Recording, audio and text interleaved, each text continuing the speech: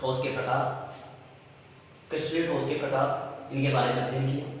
आज हम बताएंगे क्रिस्टल जालक या क्रिस्टल जालक क्या चीज़ होती है।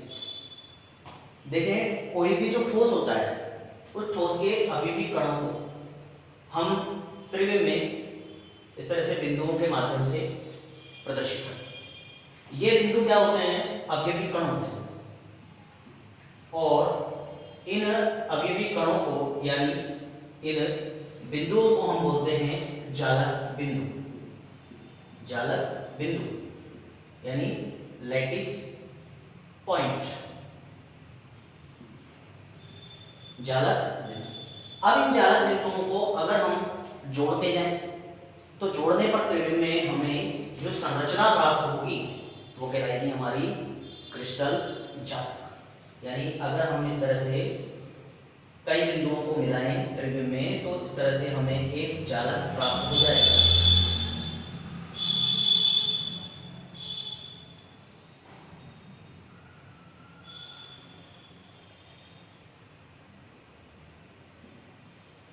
और ये जो बिंदु हैं ये बिंदु कहलाएंगे हमारे जालक बिंदु, क्योंकि इन जालक बिंदुओं को मिलाने पर हमें क्या प्राप्त हुआ है? ये क्रिस्टल की एक स्ट्रक्चर बनी है। यहाँ पर कई सारे पॉइंट्स हैं जो हम दिखाएंगे।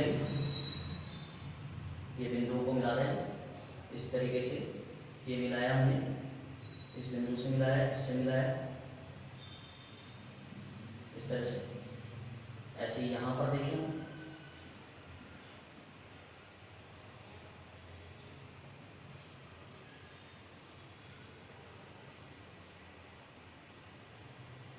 ठीक। तो ये जो बिंदु हैं ये बिंदु कहलाएंगे हमारे जालक बिंदु, और ये जालक बिंदु क्या कहलाएंगे? अवयवी कण को दर्शाएंगे। अवयवी कण क्या चीज होती है? अवयवी कण होते हैं अणु, परमाणु या आयन। अणु, परमाणु या आयन होते हैं। इस तरह से हम क्रिस्टल जालक को इस तरह से दर्शा सकते हैं। अब यहाँ देखें हम क्रिस्टल जालक की डेफिनेशन क्या होगी कि कोई भी जो ठोस है उस ठोस की त्रिविम में, किसी भी ठोस की त्रिविम में व्यवस्था को हम क्या बोलते हैं? क्रिस्टल जालक बोलते हैं। उस क्रिस्टल जालक का जो प्रत्येक बिंदु है वो जालक बिंदु या जालक स्थल कहलाता है। और ये जालक बिंदु या जालक स्थल क्या करेगा? अवयवी कणों को प्रदर्शित करता है। अब यहाँ देखें तो इसकी जो सबसे छोटी इकाई होगी जिसकी हम पुनरावृत्ति करेंगे, वो पुनरावृत्ति वाली इकाई वो कहलाएगी हमारी एकक कोष्टिका या यूनिट सेल। एकक कोष्टिका या यूनिट सेल, एकक कोष्टिका या यूनिट सेल। ये सब क्या है? क्रिस्टल जालक की सबसे छोटी इकाई है, सबसे छोटी इकाई है। और ये सबसे छोटी इकाई उसी प्रकार है जैसे मान लो क्रिस्टल जालक को हम कमरा माने, तो कमरा किससे बना हुआ है? हमारा ईंट से बना हुआ है। कमरा क्या बन रहा है? हमारा ईंट से बन रहा है। तो ईंट क्या है? इसकी सबसे छोटी इकाई है, जिसको हमने क्या किया? एक्स एक्सिस, वाई एक्सिस और जेड एक्सिस पर लगातार क्या किया है? पुनरावृत्ति करके जमाया है, और जमाने पर क्या प्राप्त हो गया? हमें कमरा प्राप्त हो गया। वो कमरा क्या है? हमारा क्रिस्टल जालक है, क्रिस्टल जालक है। ठीक है, यानी क्या है? क्रिस्टल लैटिस है। अब इस ईंट की बात करें तो ये ईंट क्या है? इसकी सबसे छोटी इकाई है। ये सबसे छोटी इकाई क्या कहलाएगी? हमारी यूनिट सेल कहलाएगी। तो क्रिस्टल जालक की वह छोटी से छोटी इकाई जिसकी त्रिविम में बार बार पुनरावृत्ति करते जाएं, यानी उसको त्रिविम में बार बार जमाते जाएं, तो क्या प्राप्त हो? हमें क्रिस्टल जालक का निर्माण हो, वो क्या कहलाएगी? हमारी एकक कोष्टिका कहलाएगी। ये एकक कोष्टिका को हम अन्य नामों से जानते हैं, मात्रक कोष्टिका, मात्रक कोष्टिका भी बोलते हैं इसको। ठीक है, इकाई सेल भी बोलते हैं इसे। ठीक है, अब जो एकक कोष्टिका होती है उस एकक कोष्टिका बिल्कुल किसकी तरह होती है? एकक कोष्टिका होती है घन की भांति, एक घन की भांति। एकक कोष्टिका जो होती है वो एक घन की भांति होती है। और इस घन के जो कोने हैं वो क्या दर्शाते हैं? अवयवी कण को दर्शाते हैं, लैटिस पॉइंट को दर्शाते हैं, जालक स्थलों को, जालक बिंदुओं को दर्शाते हैं। तो ये क्या है? हमारी एक एकक कोष्टिका है। यानी यूनिट सेल है। तो इस यूनिट सेल में कुछ प्रॉपर्टीज हैं जिन्हें हम देखेंगे। यूनिट सेल जो है, यूनिट सेल की डेफिनेशन अभी बताई मैंने, क्रिस्टल जालक की सबसे छोटी इकाई जिसकी त्रिविम में बार बार पुनरावृत्ति करने पर संपूर्ण क्रिस्टल जालक का निर्माण होता है, उसे हम क्या बोलते हैं, यूनिट सेल बोलते हैं। यूनिट सेल में ए भुजा, बी भुजा और सी भुजा, ये तो हो गए भुजाओं के पैरामीटर। साथ ही इनमें कौन होता है, अल्फा, बीटा और गामा। भुजा कौन सी है, भुजा तो है हमारे पास स्मॉल ए, स्मॉल बी और स्मॉल सी। और अक्षीय कोण, जो अक्षीय कोण यानी अक्षों के मध्य, अब भुजाओं के मध्य जो कोण है वो भी फिक्स होते हैं। भुजाओं के मध्य जो कोण होते हैं वो फिक्स होते हैं। वो कैसे फिक्स होते हैं कि जो भुजा ए और बी होती है उसके मध्य जो कोण होता है वो होता है अल्फा। भुजा ए और बी के मध्य जो कोण होता है वो होता है सॉरी गामा। भुजा ए और बी के मध्य जो कोण होता है वो होता है गामा। भुजा बी और सी के मध्य होता है अल्फा। भुजा ए और बी के मध्य तो होता है गामा, भुजा बी और सी के मध्य होता है अल्फा, और भुजा ए और सी के मध्य होता है बीटा। अब इनको याद कैसे रखें, तो उनको याद करने का तरीका क्या है, जैसे हमें देखना है ए और बी के मध्य, तो ए और बी को छुपा लेंगे हम, तो कौन सा कोण बचता है हमारे पास, गामा। तो इसका मतलब ए और बी के मध्य कौन सा कोण बनेगा, गामा कोण। बात करें बी और सी, तो बी और सी को छुपाने पर क्या बचा हमारे पास, अल्फा। इसका मतलब बी और सी के मध्य कौन सा कोण बनेगा, अल्फा कोण बनेगा। अब बात करें ए और सी के मध्य, तो ए और सी को छुपाने पर, ए और सी को छुपाने पर क्या बचा हमारे पास, बीटा। तो ए और सी के मध्य कौन सा बन गया हमारे पास, बीटा बन गया। तो इस तरह से प्रत्येक कोण जो होता है वो भुजाओं के मध्य फिक्स होता है, यानी किन्हीं दो भुजाओं के मध्य जो कोण होता है वो फिक्स होता है, जिसे हम इस तरीके से याद रख सकते हैं। तो ध्यान रह जाएगा आपको कि ए और बी के मध्य क्या बनेगा, गामा। बी और सी के मध्य कौन सा बनेगा, अल्फा। ए और सी के मध्य कौन सा बनेगा, बीटा। तो अभी मैंने इसका तरीका बताया, आसानी से इसको याद रख सकते हैं। एकक कोष्ठिका में जो कोणे हैं उन कोणों पर बिंदु क्या दर्शा रहे हैं, अवयवी कण को दर्शा रहे हैं। ठीक है, इस तरह से हमारे एकक कोष्ठिका में 6 पैरामीटर होते हैं। 3 तो भुजा के parameter, A B C. Parameter का मतलब उसको प्रदर्शित करने वाले निर्देशांक। तो भुजाओं के लिए तो स्मॉल ए, स्मॉल बी, स्मॉल सी, और कोण के लिए अल्फा, बीटा और गामा। तो इस तरह से 6 पैरामीटर इसके होते हैं।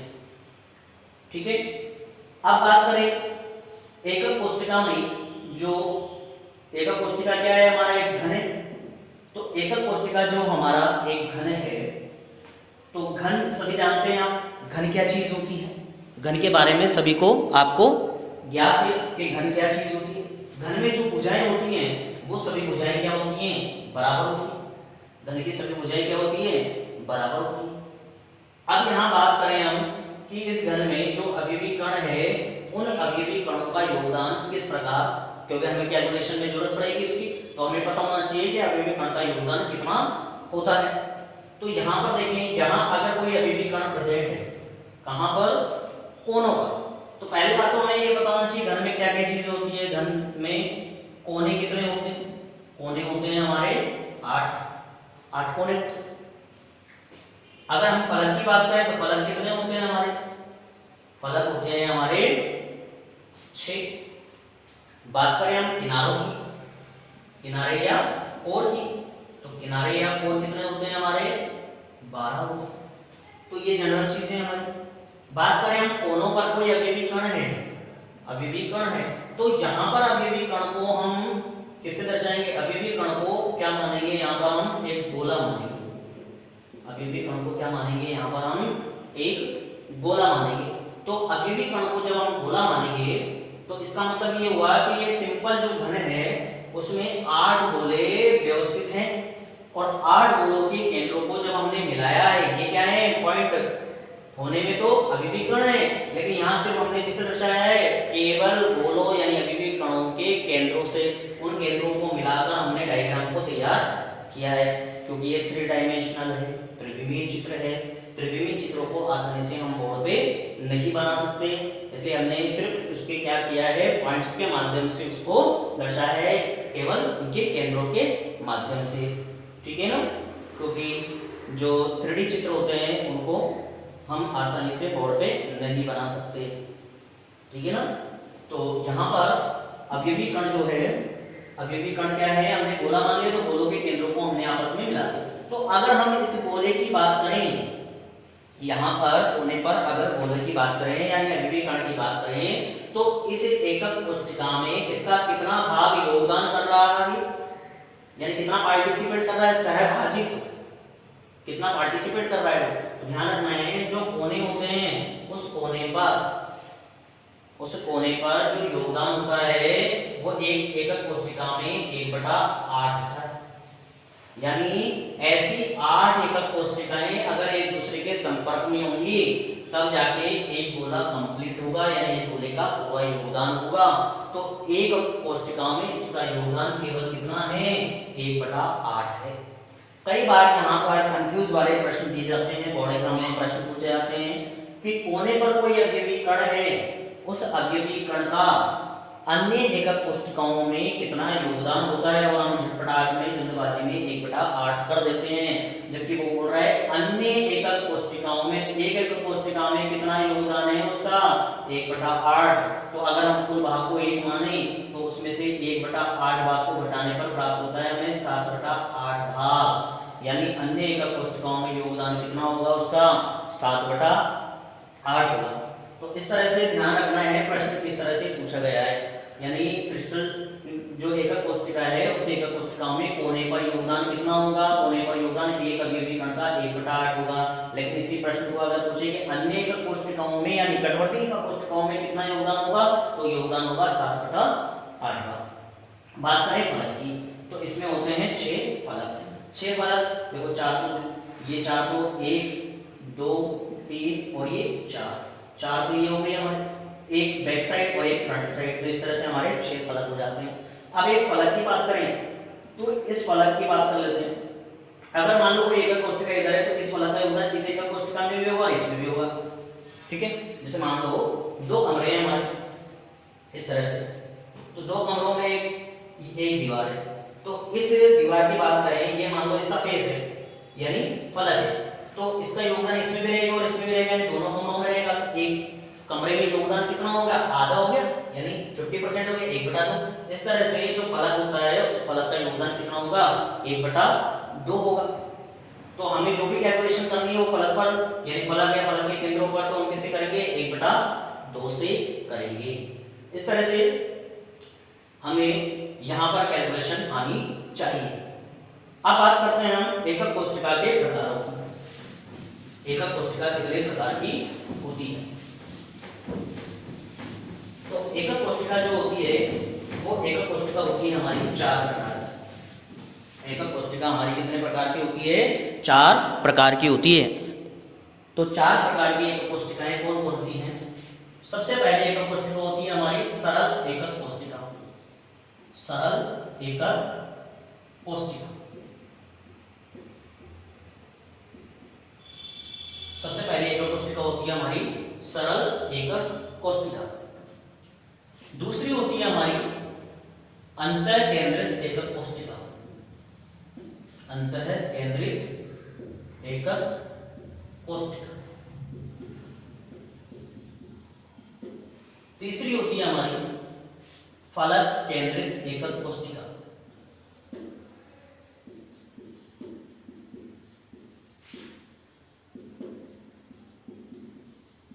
और चौथी होती है हमारी, चौथी कौन सी होती है, अंतः केंद्रित एकक कोष्ठिका।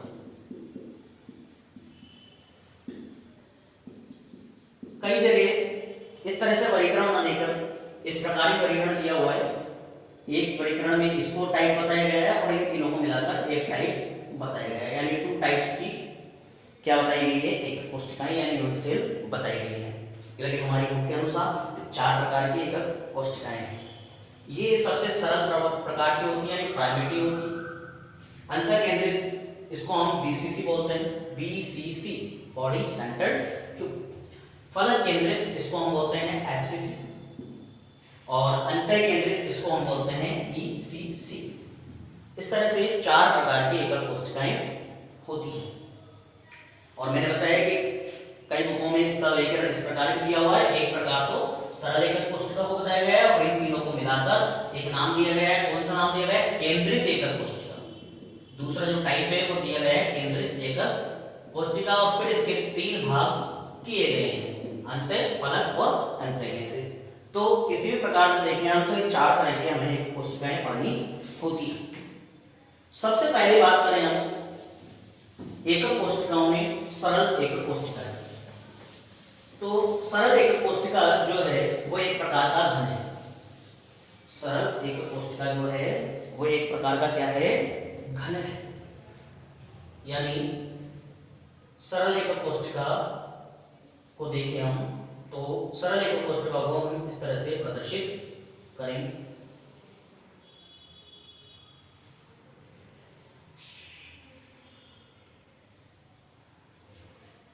सरल एकल कोष्ठिकाओं में जो अवयवी कण होंगे वो केवल कहाँ होंगे? कोनों पर होंगे, क्योंकि सबसे सरल प्रकार की है। तो अवयवी कण कहाँ होंगे? केवल कोनों पर। यानी ऐसे एकल कोष्ठिका जिसमें अवयवी कण केवल कोनों पर उपस्थित होते हैं, केवल कोनों पर उपस्थित होते हैं, कोनों पर।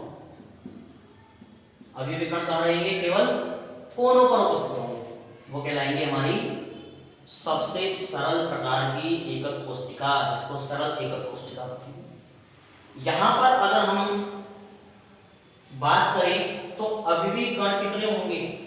अवयवी कण होंगे हमारे 8। अगर इन 8 अवयवी कणों के योगदान की बात करें तो चूंकि हमने बताया कि कोने पर अवयवी कण का योगदान 1/8 होता है, अवयवी कण का योगदान 1/8 होता है। तो इस तरह से हम जब इसमें परमाणुओं की गणना करें, परमाणु की गणना करेंगे तो कितने कोने हमारे? 8 कोने, और एक कोने का योगदान कितना है? 1/8। ध्यान रखना है 8 कोने इसलिए हैं क्योंकि 8 कोने पर अवयवी कण मौजूद है। अगर 7 कोनों पर अवयवी कण होते तो 7 ही कोने लेते, 8 कोने होने के बावजूद भी। ध्यान रखना है अवयवी कण जहां प्रेजेंट है वही लेना है हमें, उसके अतिरिक्त कुछ नहीं लेना है। तो यहाँ पर 8 कोनों पर अवयवी कण है इसलिए हमने 8 कोने लिए, और 8 कोनों पर अवयवी कण है और एक कोने का योगदान 1/8 है। तो 8 × 1/8 से हमारा कितना निकल के आता है? 1 परमाणु निकल के आता है। इसका मतलब ये हुआ कि जो सरल एकल कोष्ठिका है उसमें परमाणु की संख्या कितनी होती है? 1 होती है। परमाणु की संख्या 1 होती है, और परमाणु को हमने क्या माना है? गोला माना है। ठीक है, तो यहां पर ध्यान रखना है कि सरल एकल कोष्ठिका जो होती है उसमें परमाणुओं की संख्या 1 होती है।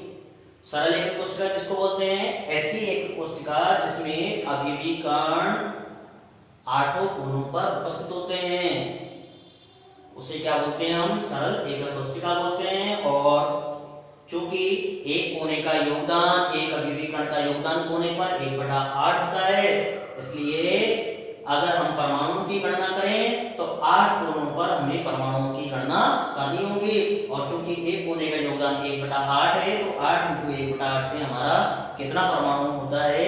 1 परमाणु होता है। इस तरह से सरल एकल कोष्ठिका हमारी कंप्लीट होती है।